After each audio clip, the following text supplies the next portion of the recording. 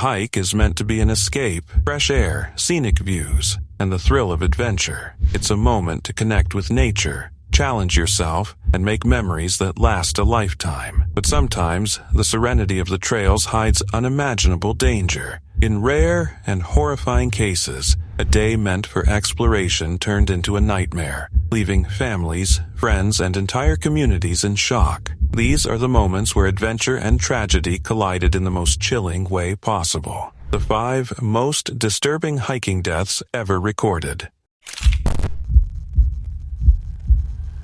It was February 1959, deep in the remote northern Ural Mountains of the Soviet Union, a region so isolated that even seasoned locals rarely ventured into it during winter. 9 experienced hikers, most of them engineering students from the Ural Polytechnic Institute, set out on what was supposed to be a challenging but manageable expedition. They were young, disciplined, and highly trained, accustomed to brutal weather and survival conditions. Their goal was to earn the highest certification for long-distance winter trekking. Confident in their skills, they pushed forward into a landscape of endless snow, howling winds, and sub-zero darkness, unaware they were heading toward disaster. When the group failed to return on schedule, concern slowly turned into panic. Weeks passed before a search party could even be organized, delayed by the harsh terrain and severe weather. When rescuers finally reached the campsite, what they found was deeply unsettling. The hikers' tent stood partially buried in snow, but it wasn't collapsed or destroyed.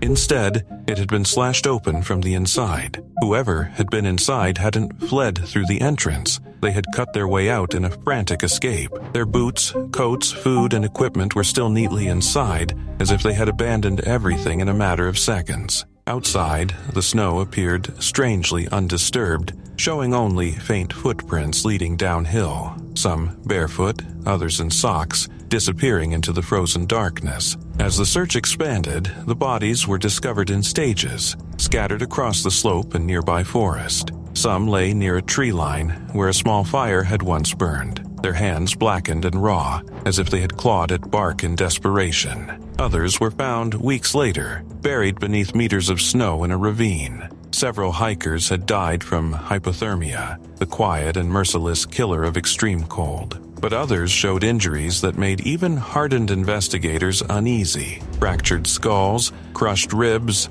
and massive internal damage consistent with a powerful force. Yet their skin showed no external wounds, no signs of a fight or avalanche debris. One woman's tongue was missing, along with parts of her lips and eyes. To make matters even more disturbing, traces of radiation were detected on some of their clothing. Theories exploded almost immediately. Some blamed a sudden avalanche, though experts later questioned whether the slope was even capable of producing one. Others suspected secret Soviet military experiments, parachute mines, rocket tests, or infrasound weapons conducted in the area without the hikers' knowledge. More fringe explanations emerged as well. A Yeti-like creature, extraterrestrial involvement, or an unknown natural phenomenon. Soviet authorities eventually closed the case, concluding only that the hikers had died due to a compelling natural force, a phrase so vague it raised more questions than answers. More than 6 decades later, the Dyatlov Pass incident still refuses to be laid to rest. Every detail, the torn tent, the calm footprints leading into certain death, the impossible injuries, the radiation adds another layer to the mystery. Despite modern investigations and renewed interest, no single explanation fully accounts for everything that happened that freezing February night. The mountains remain silent, guarding their secret, and the fate of the 9 hikers continues to stand as one of the most haunting and disturbing mysteries ever recorded. Ill-fated expedition to the top of K2 was airlifted to safety today. 11 other... More than a quarter of the people who try to scale it die. In the summer of 2008, the slopes of K2 once again turned into a place of chaos, fear, and impossible choices. Among the climbers moving toward the summit that season was an Irish engineer named Gerard McDonnell. To his friends, he wasn't just another mountaineer chasing glory. He was a storyteller, a musician, a quiet philosopher who loved the mountains for the experience, not the headlines. He had already stood on top of Everest, and now he was chasing the one peak that had haunted him for years, K2. The expedition had been long and exhausting. For nearly 2 months, the climbers battled freezing temperatures, exhaustion, and the mental strain that comes from living at the edge of survival. Still, spirits were high as the summit window approached. In one of his final messages, Gerard wrote with hope, as if he knew how much depended on the next few days. He wished for luck, for good fortune, for everything to fall into place. But on K2, luck is never guaranteed. On August 1st, chaos began to unfold high above the world. More than 24 climbers crowded at Camp 4, the final staging point before the summit. There was confusion about ropes, responsibilities, and timing. Some climbers believed the route had been properly prepared. Others weren't so sure. In a place where a single mistake can cost a life, that uncertainty was already dangerous. The summit push began anyway, and for a brief moment it seemed like success was within reach. Gerard became the first Irishman to stand on the summit of K2, but just like so many other stories on this mountain, the triumph lasted only a few hours. During the descent, disaster struck. A massive block of ice, a serac, broke loose high above the bottleneck. It tore down the slope, ripping out the fixed ropes that climbers depended on to get safely back to camp. In an instant, the route turned into a trap. Climbers were stranded in the death zone, exhausted, low on oxygen, and with no safe way down. Some fell, some disappeared into the darkness. Others were injured and left helpless on the ice. This was the moment when people make choices that define who they really are. And according to those who survived, Gerard didn't think about himself. Instead of rushing down while he still had the strength, he stayed behind. There were injured South Korean climbers who couldn't move. At that altitude, helping someone else means risking your own life with every second. But Gerard refused to leave them. Somewhere, in that freezing darkness, as he tried to assist the wounded, another wall of ice came crashing down. The serac struck the slope again, sweeping away everything in its path. Gerard McDonnell was killed in the chaos, along with many others trapped high on the mountain. His body was never recovered. All that returned to base camp were a few personal items: his camera, his satellite phone, silent reminders of a man who had stood on top of the world, only to disappear into its most dangerous mountain hours later. Back home in Ireland, the news hit like a wave. This wasn't just a climber lost on a distant peak. This was a son, a partner, a friend. A man known for his warmth, his music, his stories, and the way he made people feel at ease. Leaders paid tribute to him. Memorials were held, and in the years that followed, climbers would carry his gear up mountains as a way of honoring his memory. But what truly stayed with people wasn't just the fact that he reached the summit of K2, it was what he did after.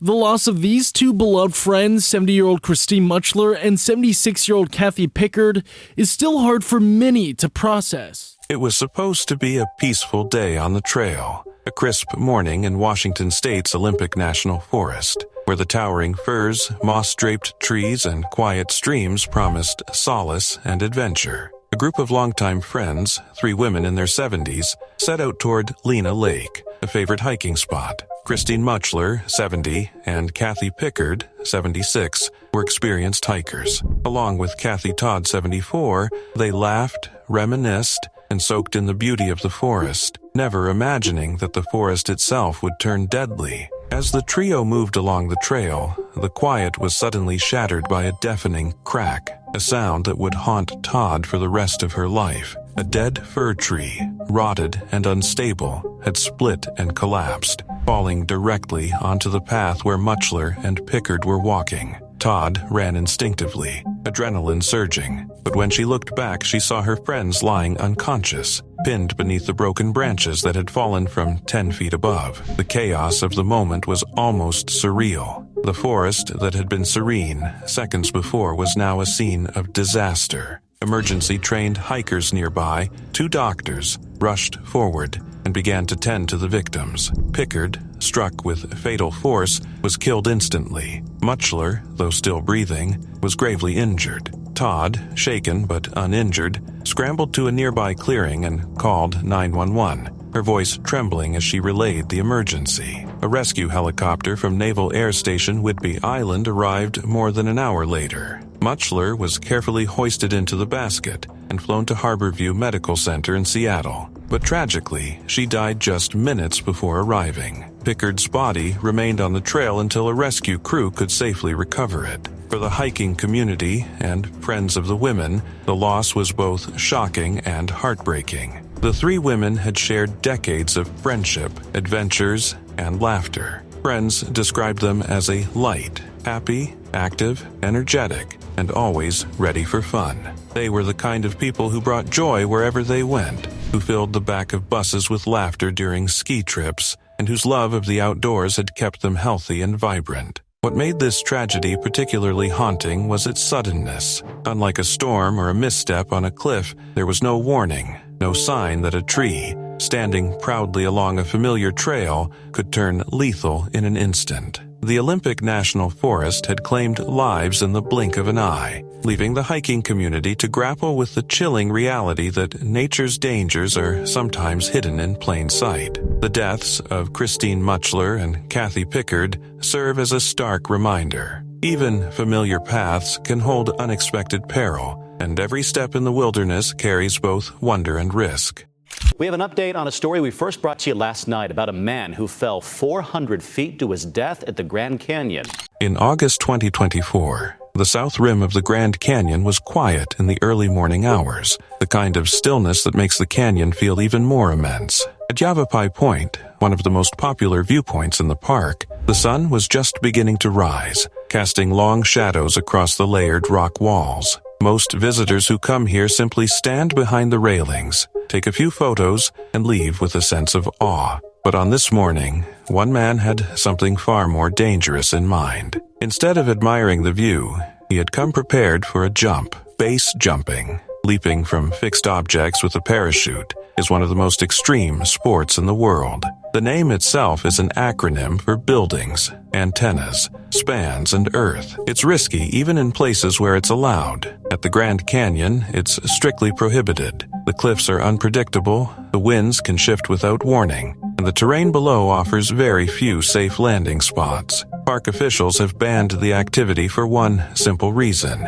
it kills people. But the man at Yavapai Point ignored the rules. Sometime around 7:30 that morning, he stepped beyond the safety of the overlook and launched himself into the open air. For a few seconds, he must have felt the rush, the wind roaring past, the canyon walls racing upward as he dropped. Then the parachute deployed, and still, it wasn't enough. When park rangers were alerted and reached the scene, they found his body about 500 feet below the rim. The parachute was open beside him, a chilling sign that the jump itself had worked, but something else had gone terribly wrong. Maybe the wind pushed him off course. Maybe the landing zone was too unforgiving. Or maybe the canyon simply did what it always does to those who underestimate it. Recovery teams had to return the next day with a helicopter to retrieve his body from the canyon. His name wasn't immediately released, and officials began an investigation into the incident. What they did confirm, though, was that this was yet another death caused by a high-risk activity that had already been banned for years. What makes this case different from many other canyon tragedies is the intent. This wasn't a slip, a stumble, or a moment of distraction. This was a calculated risk, a decision to ignore the warnings, the signs, and the rules designed to keep people alive. And in the end, the canyon proved exactly why those rules exist. Every year, thrill seekers are drawn to places like this, convinced they can outsmart the danger, convinced they'll be the exception. But the Grand Canyon doesn't care about confidence or experience. It doesn't bend the rules for adrenaline or ego. One wrong move, one unpredictable gust, one misjudged landing, and the adventure turns into a recovery mission. For most people standing at Yavapai Point, the canyon is a place of wonder. For this man, it became the last place he ever saw, all because of a single jump that was never supposed to happen in the first place. Is it up there, Jeff? We've got reports of 60-mile-an-hour winds, visibility at maybe 20 feet. It's a whiteout up there.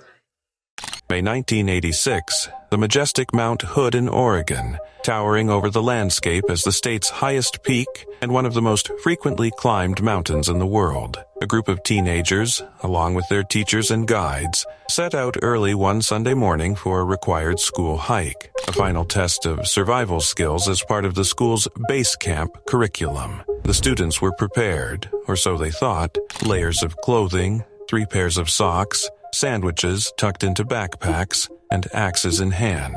What they lacked were essentials for survival in a storm: insulating blankets, overnight gear, and an awareness of the danger brewing above them. Ironically, at least 4 other groups from Portland had canceled similar hikes in the days prior because of ominous weather reports, but this group pressed on. They began their climb at 2 a.m., energized by youthful determination and the thrill of adventure. Within an hour, the mountain reminded them of its unforgiving nature. A sudden snow flurry began to sweep across the south face, and 6 members of the party chose to turn back, aiming for the warm lodge below.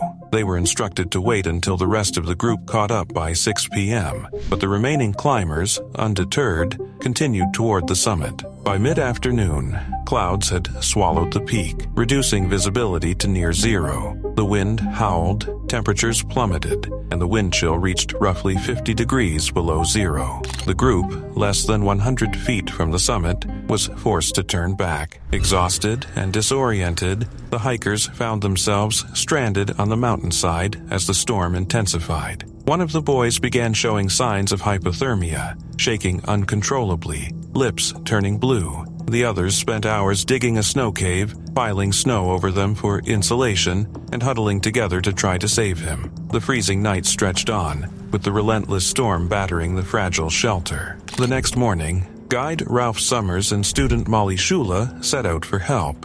After hours in the storm, they reached Mount Hood Meadows, a ski resort 3 miles away, to alert authorities. By then, 31 hours had passed since the group first set out, and a massive search operation, including helicopters and snowcats, was already underway. Rescuers found the first 3 victims, 15-year-olds Aaron O'Leary, Allison Litzenberger, and Eric Sandvik, but all were already beyond saving. Over the following day, the searchers discovered the snow cave where the rest of the group had taken shelter. Inside, 8 climbers were found, most already dead or barely clinging to life. 2 students, Brenton Clark and Giles Thompson, were still alive but severely frostbitten, with slow heartbeats and body temperatures perilously low. The remaining victims, including teacher Marion Horwell and students Tasha Amy, Susan McClave, and Patrick McGinnis, had succumbed to hypothermia or exposure. The struggle to evacuate the survivors was monumental. Each person had to be carried over 700 feet of snow to reach helicopters waiting above. Thompson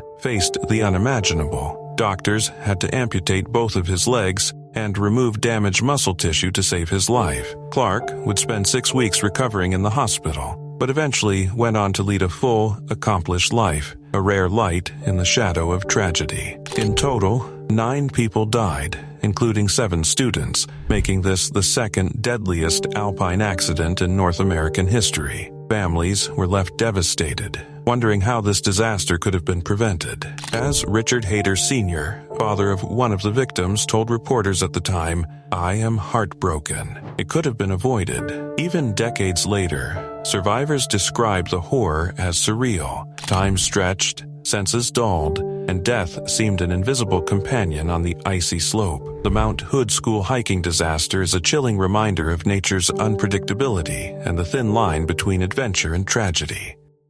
There were 2 deaths this week at the Grand Canyon. One man accidentally went over the edge while taking a selfie.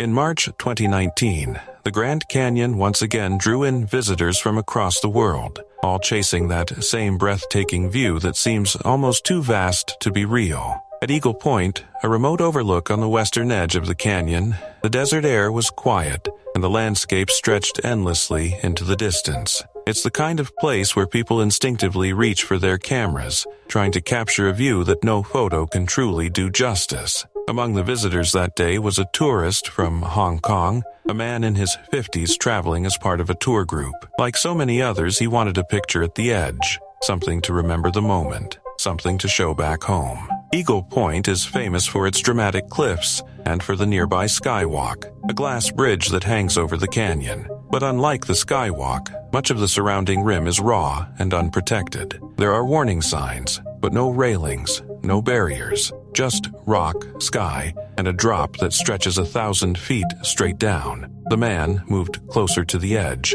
camera in hand, trying to frame the perfect shot. It probably felt safe enough. The ground seemed solid, the weather was calm, and there were only a few other visitors nearby. But the canyon doesn't forgive small mistakes. According to officials, he stumbled near the rim while taking photos. It may have been loose gravel, a misjudged step, or simply a moment of lost balance. Whatever the cause, the result was immediate and irreversible. He went over the edge and disappeared from sight, plunging roughly 1,000 feet into the canyon below. There were no railings to stop him, no second chance to grab hold of anything, just a silent fall into the vast emptiness he had come to admire. Later that afternoon, a helicopter was sent down into the canyon to recover his body from far below the rim. The overlook closed for the rest of the day, and officials offered prayers to his family. The man's name was not immediately released, but the tragedy spread quickly through the news, becoming yet another reminder of how dangerous the canyon can be. What makes the story so unsettling is how ordinary it sounds.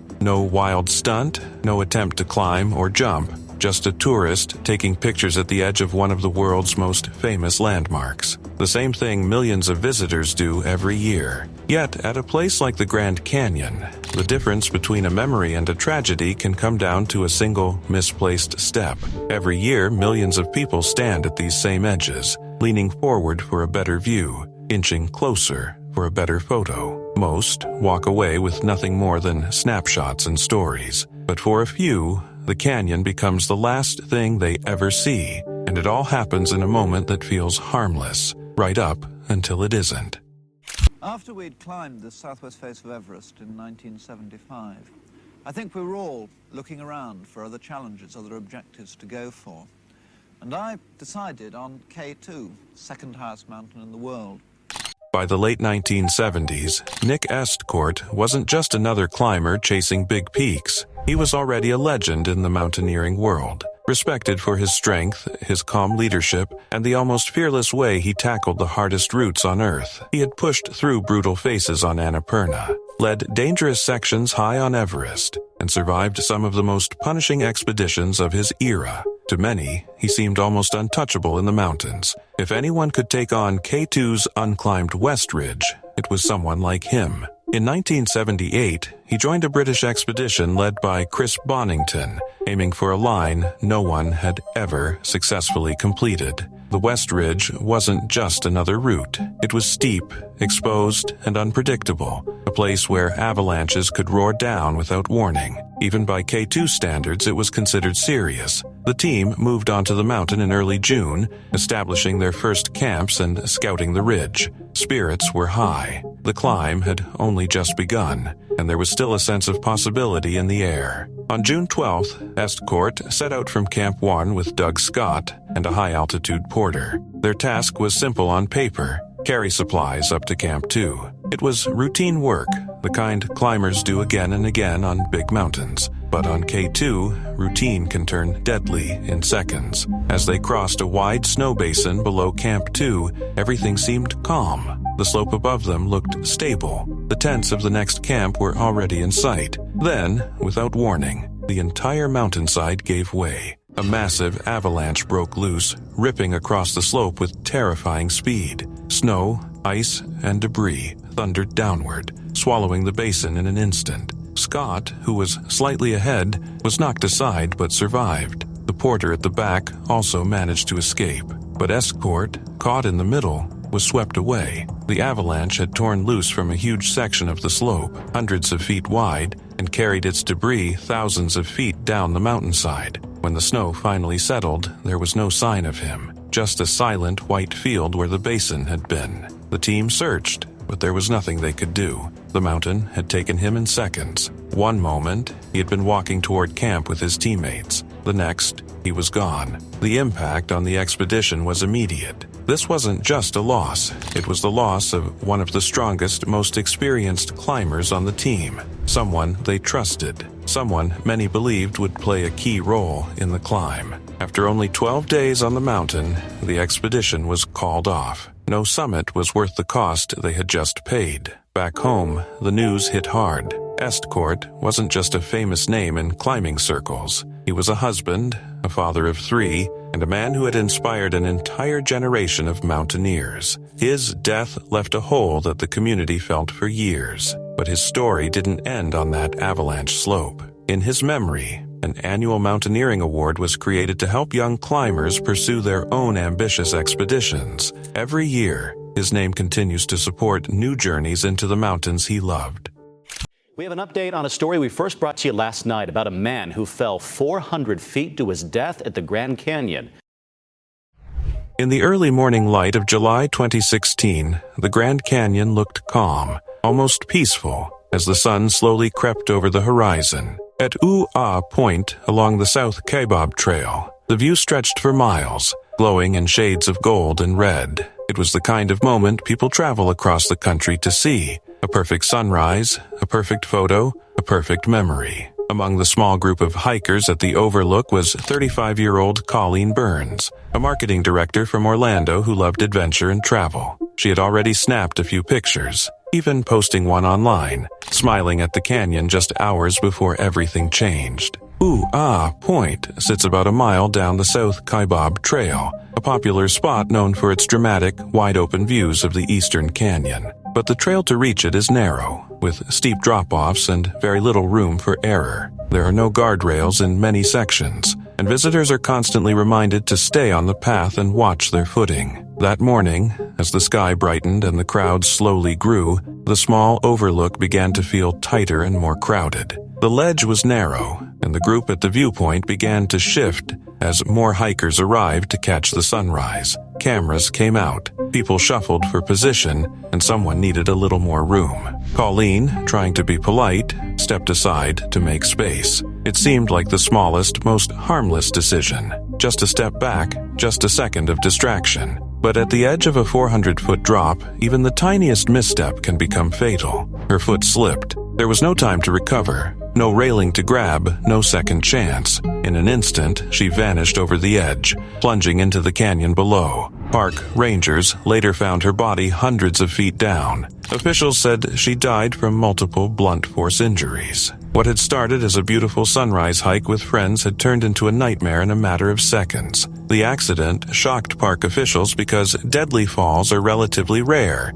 yet it was the second fatal fall in less than a month. Rangers again warned visitors to stay on marked trails, avoid backing up near cliffs, and always be aware of their surroundings. The canyon may look calm and inviting, but its scale is deceptive. Sheer drops, loose gravel, and changing weather can turn a peaceful hike into a life-or-death situation without warning. Back home, her parents were still thinking about their last conversation with her. The day before she left for the trip, she spoke to her mother about her plans and her excitement. She said she felt content with her life and wanted to travel and see the world. She wasn't afraid of anything, her father later said. She loved sunsets, sunrises, and new adventures. The photo she posted from the canyon, smiling at the view, would become the last image anyone ever saw of her. Her father later urged other visitors to respect the trails and avoid crowding narrow paths, believing that the tight space at the overlook contributed to the tragedy. He didn't want people to stop visiting the canyon, only to be careful while doing it. What makes the story so haunting is how ordinary it all was. No extreme stunt, no reckless dare, just a crowded viewpoint, a camera, and a single step in the wrong direction. It's a reminder that at the Grand Canyon, danger doesn't always come from dramatic risks. Sometimes it comes quietly, in the middle of a beautiful moment, when you think you're perfectly safe, and by the time you realize you're not, it's already too late.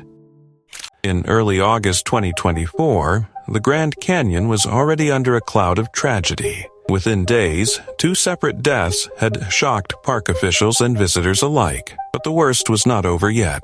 Somewhere along Desert View Drive, near the quiet stretch of land known as Twin Overlooks, a young woman had vanished. 20-year-old Leticia Castillo had entered the park around August 3rd, traveling from Albuquerque, New Mexico. Like millions of visitors every year, she had come to see the canyon's endless cliffs and sweeping views. The area around Twin Overlooks is less crowded than the main viewpoints, quieter and more remote, with stretches of open rim that feel wild and untouched. There are places where the land drops off suddenly, without railings or barriers, just bare rock and a fall into the canyon below. It's the kind of place where the silence feels deeper, and the sense of isolation can make the canyon seem even more powerful. At some point during her visit, Leticia disappeared. No one saw exactly what happened. There were no immediate calls for help, no witnesses to describe a slip or a stumble. One moment, she was somewhere along the rim, and the next,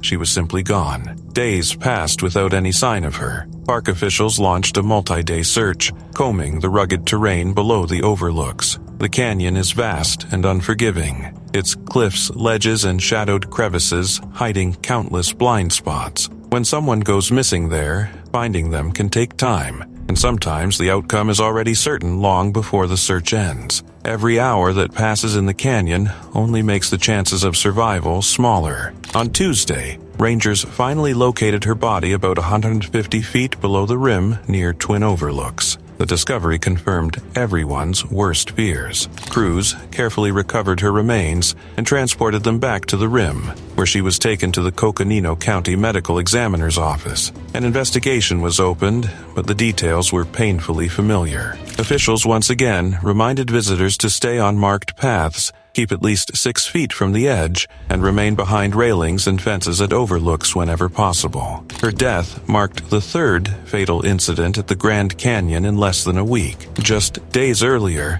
a college student had fallen 400 feet near Pipe Creek Overlook. Not long after that, a man attempting an illegal base jump had been found dead 500 feet below Yavapai Point. 3 separate incidents, 3 lost lives, all within the same stretch of days. An unsettling reminder of how quickly tragedy can unfold in a place that millions consider a dream destination. What makes Leticia's story especially unsettling is how little is known about her final moments. There were no dramatic stunts, no viral photos, no clear explanation, just a young woman visiting one of the most beautiful places on Earth, and then silence. Somewhere near the rim, something went wrong. One misstep, one moment too close to the edge, and the canyon claimed another life. Standing at those overlooks, it's easy to forget how dangerous they can be. The view is hypnotic, the drop so vast it almost doesn't look real. People lean forward for a better look, step closer for a better picture,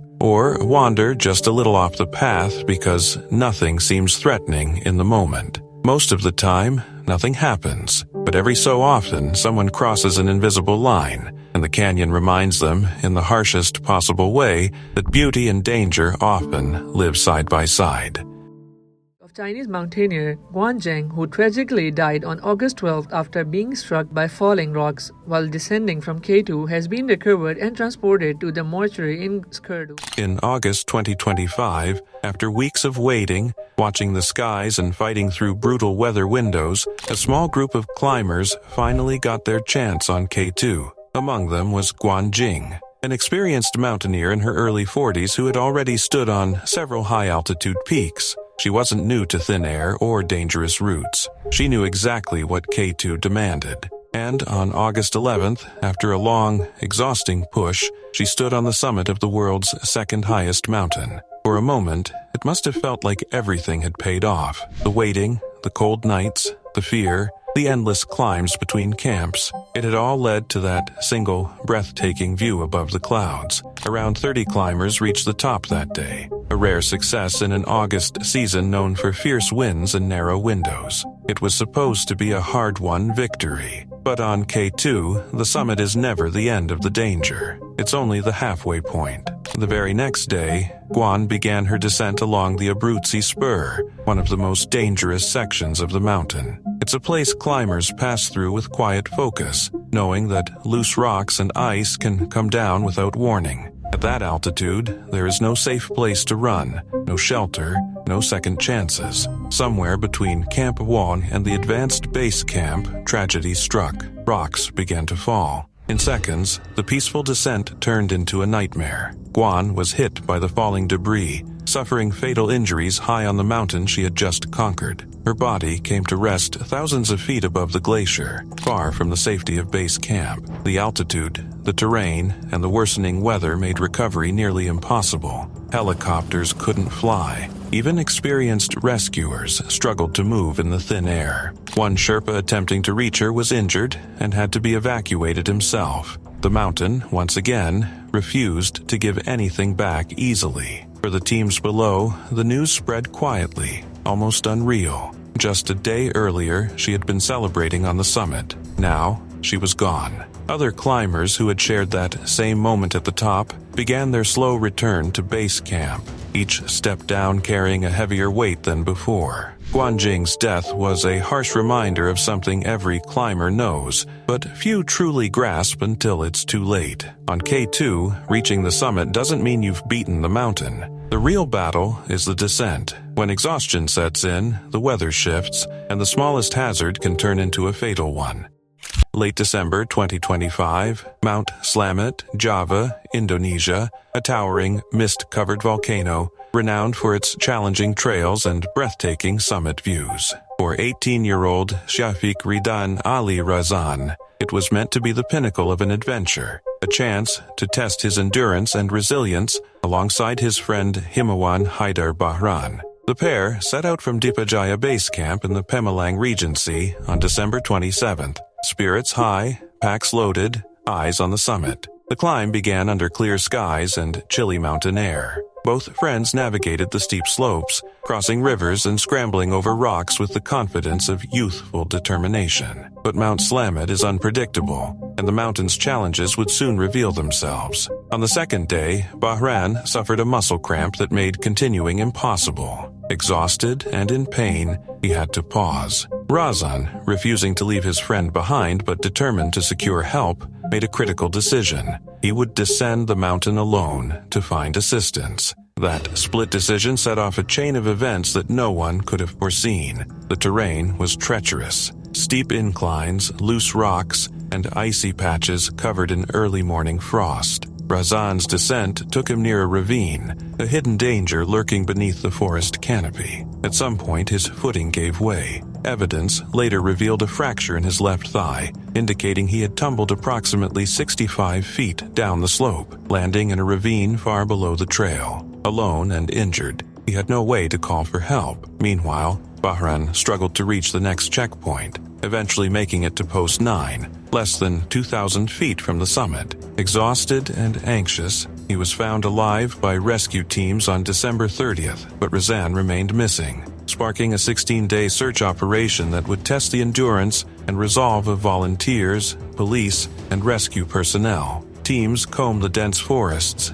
navigating steep ravines, slippery trails, and unpredictable weather, all while racing against time. Finally, on January 14, 2026, volunteers located Razan's body near Post 9 at the base of the ravine. It was a devastating sight, a young life lost to a single, fatal misstep on a mountain that promised adventure but delivered tragedy. Rescue teams carefully worked to retrieve him, lowering him from the ravine and carrying him down the slope with painstaking caution. Despite their efforts, the delay caused by the difficult terrain and days of searching meant he could not be saved. For Razan's family, the loss was incomprehensible. What was supposed to be a thrilling journey became a story of misfortune and heartbreak. The tragedy highlighted the dangers of even routine hikes, the unforgiving nature of mountainous terrain, and how a single decision, separating from a companion, can have fatal consequences. Mount Slamet, like many peaks before it, claimed a life that could have survived under slightly different circumstances. It serves as a sobering reminder for hikers everywhere. Mountains do not discriminate. They respect neither age, experience, nor courage. One wrong step, one moment of isolation, and the adventure can turn into a nightmare that haunts those left behind. Man from North Carolina has died from a fall at the Grand Canyon. The Park Service says 20-year-old Abel Mejia was killed. In July 2024, the Grand Canyon was baking under the brutal summer sun, the kind of heat that seems to rise from the rocks themselves. The air shimmered above the rim, and warning signs reminded visitors to stay on trails. keep their distance from the edge, and avoid the worst of the afternoon temperatures. But like millions of others each year, 20-year-old Abel Joseph Mejia had come to see the canyon with his own eyes. Abel was a college student from North Carolina, known among friends and classmates for his warm smile and gentle spirit. He had been traveling during time off from a mission trip, taking the opportunity to visit one of the most famous natural wonders in the world. For someone young, full of faith, and eager to experience life, the canyon must have felt like the perfect place to pause and take it all in. Somewhere near the Pipe Creek Overlook, about a quarter-mile west of the main viewpoint, Abel moved close to the rim. From that spot, the canyon opens up into a vast, dizzying drop, the layers of rock fading into the hazy distance below. It's the kind of view that pulls you forward without even realizing it, the kind that makes you want to stand just a little closer, just for a better look. But the rim is deceptive. The ground can be uneven, the rock edges unpredictable, and in the heat, even a moment of distraction can be dangerous. Officials later said Abel was near the edge when he suffered an accidental fall. There were no dramatic stunts, no wild dares, just a young visitor standing too close to a place where the ground suddenly disappears. He fell roughly 400 feet below the rim. By the time rangers reached the scene, it was already too late. His body was recovered from the canyon floor, and the fall was ruled accidental. News of the tragedy spread quickly back to his college and church communities. People who knew him spoke about his kindness, his faith, and the quiet positivity he carried wherever he went. To them, he wasn't just another name in a park report. He was a son, a friend, a student with a future that had barely begun. Park officials once again urged visitors to stay on designated trails, keep at least 6 feet away from the rim, and respect the barriers put in place. In the summer, temperatures in exposed parts of the canyon can soar past 120 degrees Fahrenheit, making conditions even more dangerous and rescue efforts more difficult. What seems like a peaceful overlook can quickly become a deadly environment. What makes Abel's story so difficult to hear is how simple it was. A young man, on a break from a mission trip, visiting one of the most beautiful places on Earth. No reckless stunt, no intention to take risks, just a step too close to the edge. At the Grand Canyon, that's all it takes. One moment you're staring out at the view, and the next, the ground beneath you is gone. And for the people left behind, that single moment changes everything forever.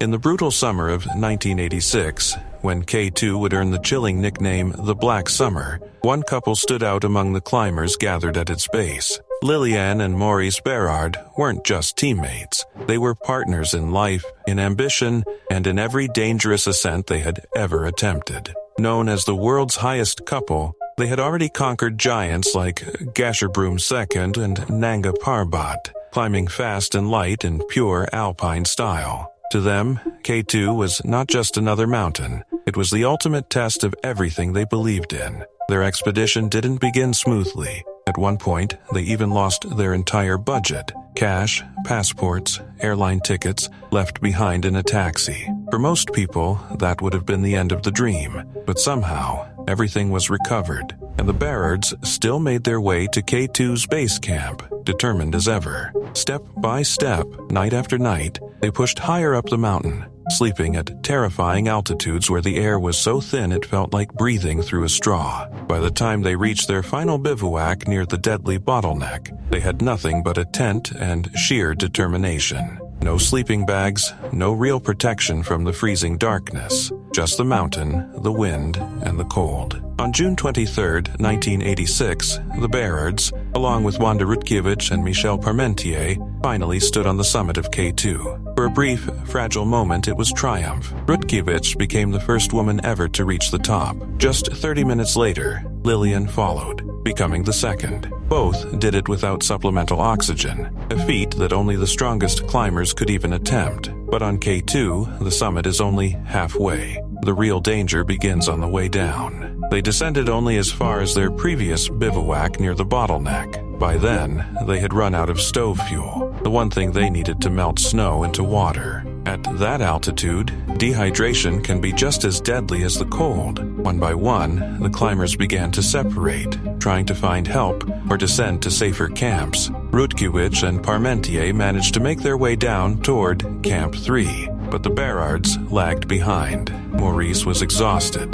The weather was turning. Winds were picking up, and visibility was fading into a white blur. Soon, a full storm rolled in. Gale-force winds howled across the slopes, and the mountain disappeared into a whiteout. Parmentier waited as long as he could at Camp 3, hoping to see the Barards emerge from the storm. They never did. Eventually, even he had to retreat, guided down by radio instructions from base camp as he stumbled blindly through the blizzard. Lillian and Maurice were never seen alive again. No one knows exactly what happened in those final hours. Maybe they drifted off route in the whiteout. Maybe one slipped and pulled the other down. Maybe exhaustion and hypoxia simply forced them to sit down, just for a moment, in the freezing wind, and they never got up again. On K2, it doesn't take long. A single wrong step, a single bad decision, or a few minutes of lost energy can turn a summit into a death sentence. A month later, a South Korean team discovered Lillian's body far below,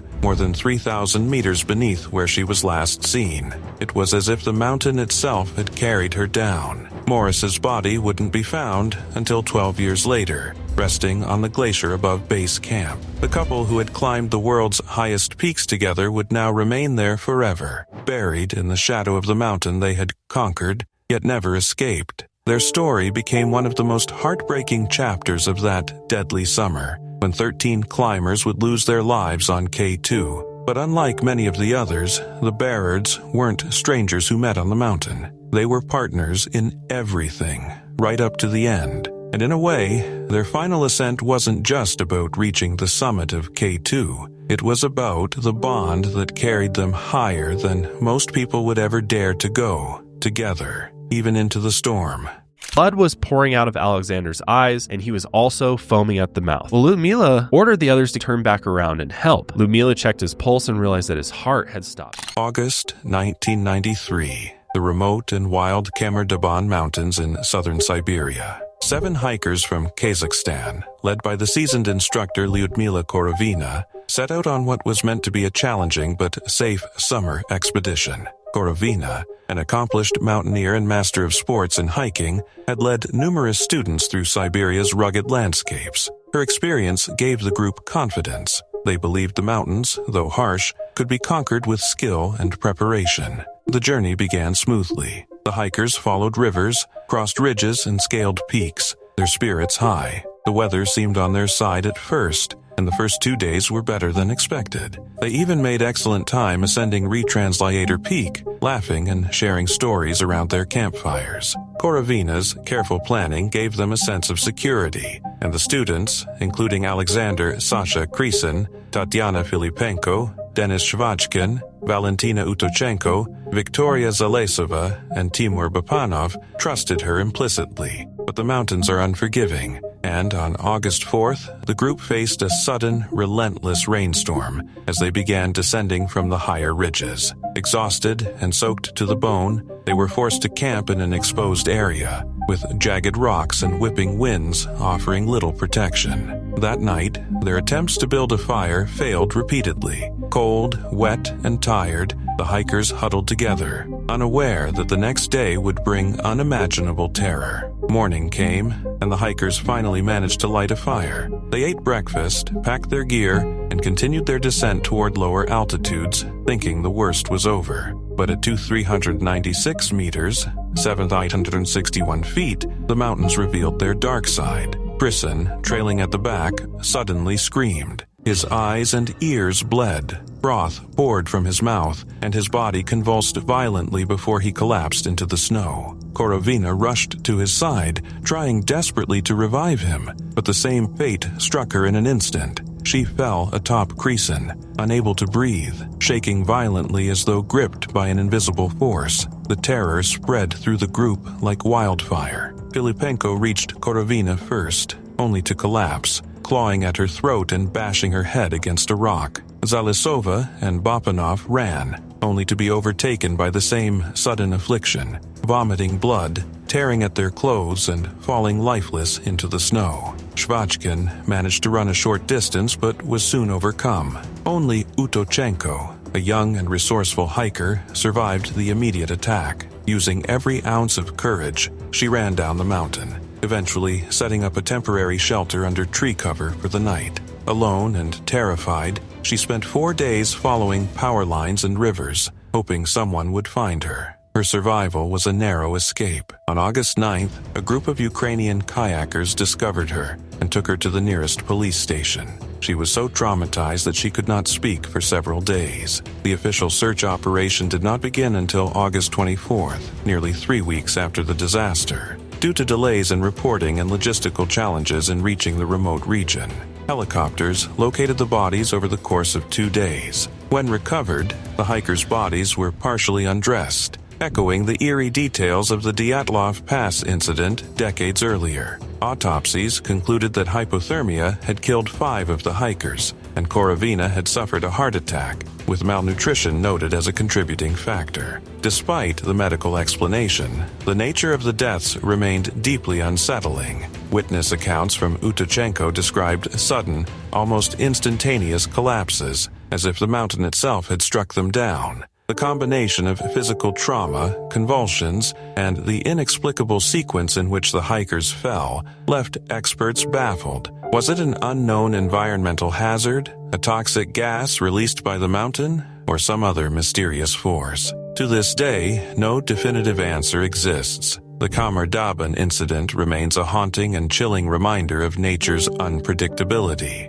It is a story of careful planning undone by sudden terror. A tragedy where skill and preparation offered no protection, and a haunting echo of another Siberian mystery. For those who study it, the mountains do not just represent beauty, they hold secrets that can strike with deadly precision.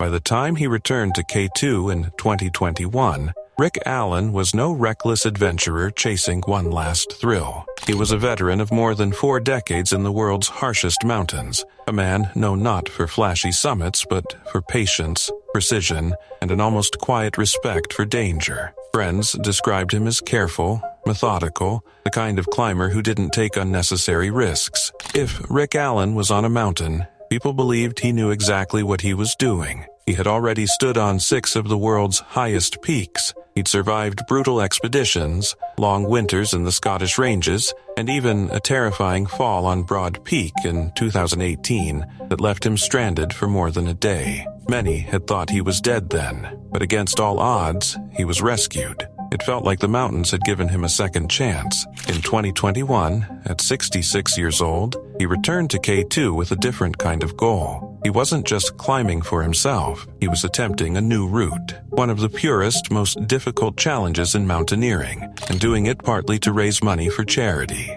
It was the kind of quiet, meaningful mission that suited him perfectly. But K2 has a way of reminding even the most experienced climbers how little control they truly have. Somewhere high on the mountain in July, as Rick worked on the new line, the slope above him gave way. An avalanche roared down, fast and merciless. There was no time to react, no chance to escape. The same mountain that had nearly taken his life 3 years earlier on Broad Peak now finished what it had started. When the news reached the climbing world, it felt unreal. This wasn't a reckless rookie or a climber in over their head. This was Rick Allen, a Piolet d'Or winner, a man who had spent his entire life mastering the mountains. If someone like him could be taken so suddenly, what did that say about the rest of them? His family chose to have him buried at the base of K2, beneath the towering slopes he had spent a lifetime exploring. It was a quiet, fitting end for someone who had always felt more at home in the mountains than anywhere else. And maybe that's what makes his story so haunting. Rick Allen did everything right. He had the experience, the discipline, the patience. He wasn't chasing headlines or glory. He was climbing with purpose, with humility, even with a sense of giving back. But on K2, none of that guarantees survival. Sometimes the mountain doesn't care who you are, how careful you've been, or how many years you've spent earning its respect. Sometimes it simply decides your story ends there.